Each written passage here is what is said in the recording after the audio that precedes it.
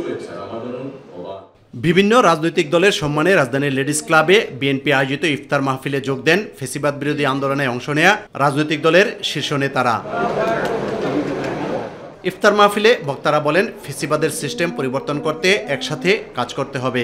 যে কোনো পরিস্থিতিতে জাতীয় নাগরিক পার্টি বাংলাদেশের জাতীয় ঐক্যের জায়গা ধরে রেখে কাজ করবে। আমরা মনে করি যে আমাদের যে মুজিববাদের বিরুদ্ধে আমাদের যে লড়াই হয়েছিল, গণ অভ্যুত্থান হয়েছিল, সেই লড়াইয়ের স্পিরিটটাকে আমরা ধারণ করব।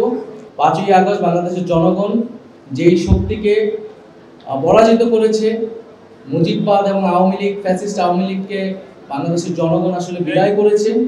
ফলে বাংলাদেশের যে সামনের ভবিষ্যৎ রাজনীতি নির্বাচন, সেখানে আসলে সেই মুজিববাদী রাজনীতির কোনো স্থান আসলে হবে না। এবং একটা বিচার প্রক্রিয়া যখন চলমান আছে, বিচারের আগে তো সেই প্রশ্নটাই আসে না।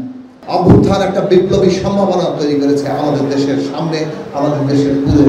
গণ অভ্যুত্থানের মধ্য দিয়ে যে গণজাগরণ সৃষ্টি হয়েছে তাকে কাজে লাগিয়ে দেশে গণতন্ত্র শক্তিশালী করতে হবে বলেও মত দেন তারা। নির্বাচন যত দেরিতে হবে, সংকটতর তত ঘনীভূত হবে, এবং নির্বাচন যত দেরি হবে, ষড়যন্ত্র তত ডালপালা মেলবে। প্রয়োজন গণতন্ত্রের, প্রয়োজন একটা গ্রহণযোগ্য নির্বাচনের। সবাই খুব খুশি মনে ভোট দিতে পারবে, সবাই যেরকম ভোট দেবে সেরকম করেই গণনা হবে, এবং সেই ফলাফলের ভিত্তিতে পরবর্তীতে যারা জিতবেন তারা সরকার গঠন করবে। নির্বাচন সম্বন্ধে প্রধান উপদেষ্টা মহোদয় একটা স্পষ্ট ধারণা দিয়েছেন। আমরা আশা করি এটাকে উদ্দেশ্য করে তিনি বাকি কর্মসূচিও দেবেন।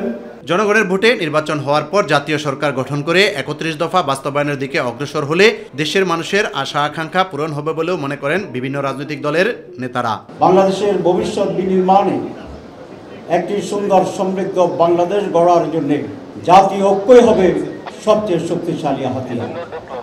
এই ঐক্য রেখেই আমরা যার যার জায়গা থেকে যেটি প্রয়োজন, প্রায়োরিটি, সেটি আমরা অবশ্যই এখানে ইমপ্লিমেন্ট করার চেষ্টা করব। নিজেদের মধ্যে সমঝোতার মাধ্যমে, আলোচনার মাধ্যমে সমস্যাগুলো নিরসন করা। গণতন্ত্রের পথে যাওয়া ছাড়া আমাদের কোনো বিকল্প নেই।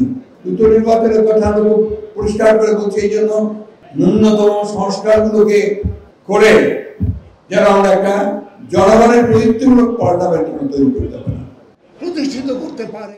ইউসুফ আলী, মাই টিভি, ঢাকা। সামাজিক